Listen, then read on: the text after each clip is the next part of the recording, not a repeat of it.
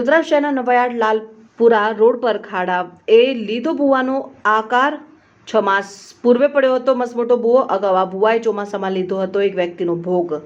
6 માસ પૂર્વે મરામત કર્યા બાદ વરસાદી ઝાપટામાં ભૂવો પડ્યો। એક જ જગ્યા ઉપર વધુ એકવાર ભૂવો પડતા સ્થાનિક રહીશોમાં રોષ। તંત્રની કામગીરી પર રહીશોએ ઉઠાવ્યા વેધક સવાલ। વડોદરા શહેરમાં ભૂવા પડવું કોઈક નવીની વાત છે નથી અને મુખ્ય માર્ગ પર ભૂવા કે તમે જો ઠેર ઠેર જ્યાં પણ મેન રોડ મુખ્ય માર્ગ પર જે કામગીરી થઈ છે એ કામગીરી તકલાદી થાય છે અને જેના કારણે અવારનવાર ભૂવા પડે છે। અત્યારે વાત કરીએ કે લાલપુરા મુખ્ય માર્ગ પર છે જે ભૂવાની કામગીરી 6 થી 7 મહિના પહેલાં થઈ હતી અને દુઃખની વાત એ છે કે અમારા વિસ્તારોના લાલપુરા ગામનો એક નવજવાને આ ભૂવાની અંદર જીવ ગુમાવ્યો હતો। આ તો વાત એ છે કે કોઈ બી વ્યક્તિ જીવ ગુમાવે એટલે 5-10 લાખ આપીને ઠંડા કરતો, પણ જે પ્રમાણે કામગીરી થવી જોઈએ અને ખરેખર તમને કહી દઉં કે માલે તુજારાઓનો કોન્ટ્રાક્ટર આપવાના અને જે પ્રમાણે કામગીરી તકલાદી કામગીરી કહેતો જો કે 5-6 મહિના 6-7 મહિના થાય ને ફરી ભૂવો પડ્યો અને આ જે ભૂવો છે રાતના 2 થી 3 વાગ્યા દરમિયાન પડ્યો હતો। હોય છે કે કોઈને જીવ ગુમાવ્યો હોત તો ફરી તંત્ર એ જ કામગીરી કરે।